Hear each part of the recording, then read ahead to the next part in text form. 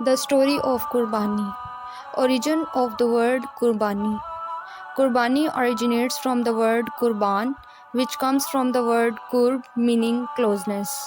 The Prophet Ibrahim (as), in his willingness to sacrifice his son Ismail, demonstrated his closeness to Allah, and in doing so represented true Islam or submission to Allah. Story of Ibrahim (as). Hazrat Ibrahim (as) experienced a dream in which he was ordered to sacrifice his beloved son Ismail (as). At first he was skeptical and believed it was trickery of the cursed devil. After experiencing the dream the following night, he then understood that it was a message and a command from Allah. Without hesitation, he prepared his son for the sacrifice. Ibrahim (as) loved his son dearly, yet this was no obstruction to honoring his duty that was instructed to him by Allah, and thus proving his full submission to Allah. Ibrahim (as) took his son to the top of the Mount Arafat, and in his hands a knife and a rope. Upon arrival, he mentioned the dream to his son Ismail (as) and made him aware that Allah has decreed for him to be a sacrifice, and in obedience his son Ismail (as) accepted what was commanded of him. Ismail (as) asked that his hands and legs to be tied to avoid struggling during the sacrifice, and that his father should blindfolded himself to avoid witness the suffering of his son. Ismail was aware of his father's love towards him and knew that this would be difficult to witness. As Ibrahim (as) began to carry the sacrifice, Allah replaced Ismail with a ram, and Ismail was unharmed. Allah tested Ibrahim (as) to see his dedication and his submission to his Creator. In his willingness to oblige to Allah's commands, Ibrahim successfully passed the test, and Qurbani acts as a reminder of our beloved Prophet Ibrahim (as) dedication and devotion to serving Allah obediently. This is the true Islam of oneself that Allah expects from us. When is Qurbani performed?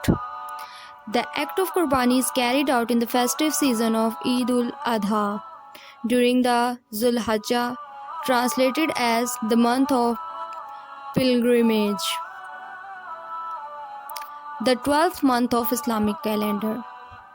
This serves as lesson to carry out our duties and is inspired by the dedication of Ibrahim (as) to Allah. It is also the period whereby the special pilgrimage of Hajj takes place, which is one of the 5 compulsory pillars of Islam. The Hajj takes place on the 8th, 9th and 10th day of Zulhijjah, and Eid-ul-Adha begins on the 10th day and ends on the 13th. Significance of Qurbani. It is extracted from Al-Tirmidhi. For every hair of Qurbani, you will receive a reward from Allah, and for every strand of its wool, you will receive a reward. The rewards for Qurbani is immense, as mentioned in the Sunnah and Hadith. The most important aspect of Qurbani is the total devotion and submission to Allah. To be a devoted Muslim, it is required that our pride and ego must be dedicated entirely to the will of Allah. It is through our Creator's guidance that we obtain true success in the dunya and the akhirah. Submission is not the only lesson we learn from story behind Qurbani. Other core lessons vital to the practice of Islam can be examined, such as unity, piety, mercy, and patience. Unity, Wahda. It is a sacrifice that encourages unity through the sharing and distribution of meat to those in need of food. Whether it is shared to Muslims or non-Muslims, the meat is distributed to help those in need of your support, and in doing so, we are encouraging peace, blessing, and unity among all those within the human family.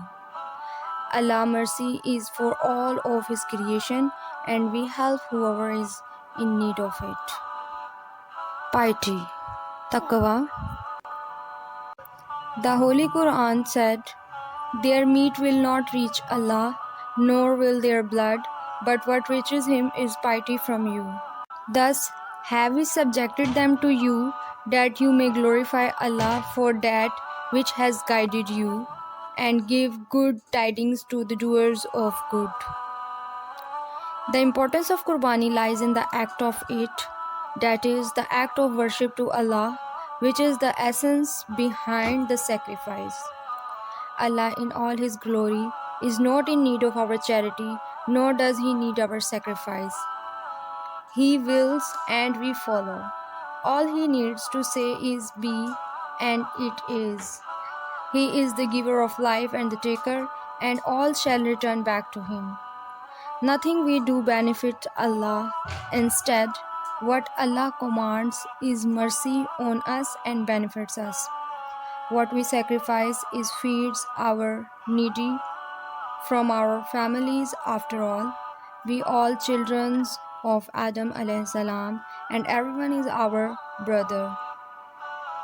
In addition, we are nurturing our love for the Akhirah and our piety in our good deeds and willingness to obey any command given to us by our Creator, which in turn increases our Iman and Taqwa.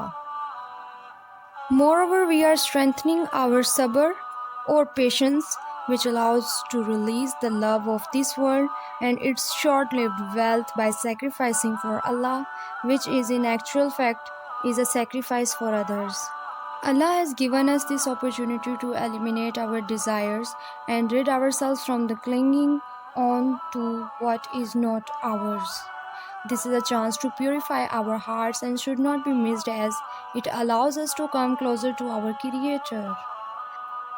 Therefore, to purify our hearts, we must purify our intentions so that Allah Almighty accepts our acts of Qurbani, and by strengthening our bonds with the Creator, we are strengthening our lives in this world and the next. Mercy. And when they had both submitted and he put him down upon his forehead, we called to him, "O Ibrahim, you have fulfilled the vision. Indeed, we thus reward the doers of good. Indeed, this was the clear trial, and we ransomed him with a great sacrifice." The Holy Quran. The sacrifice of Hazrat Ismail was a great test on our beloved Prophet Hazrat Ibrahim, and Hazrat Ismail was saved by the sheer mercy and grace of Allah Almighty. This cradle of mercy has always existed through Allah Almighty and has been our source of inspiration, guidance, and comfort since we was created by Allah.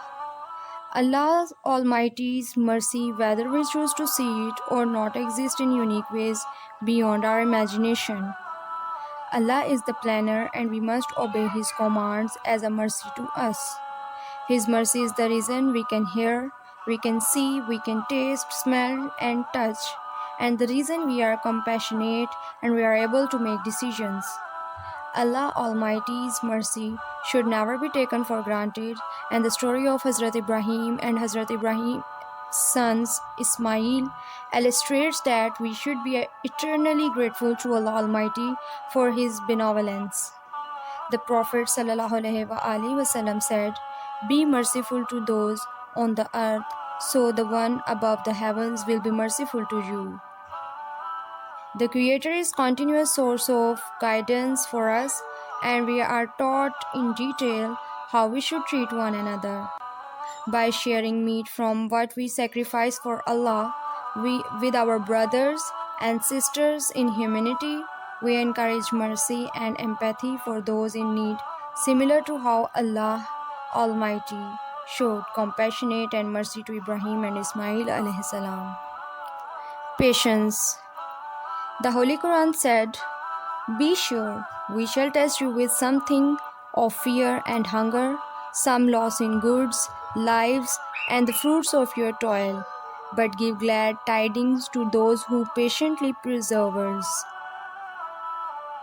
Those who say, when afflicted with calamity, to Allah we belong, and to Him is our return.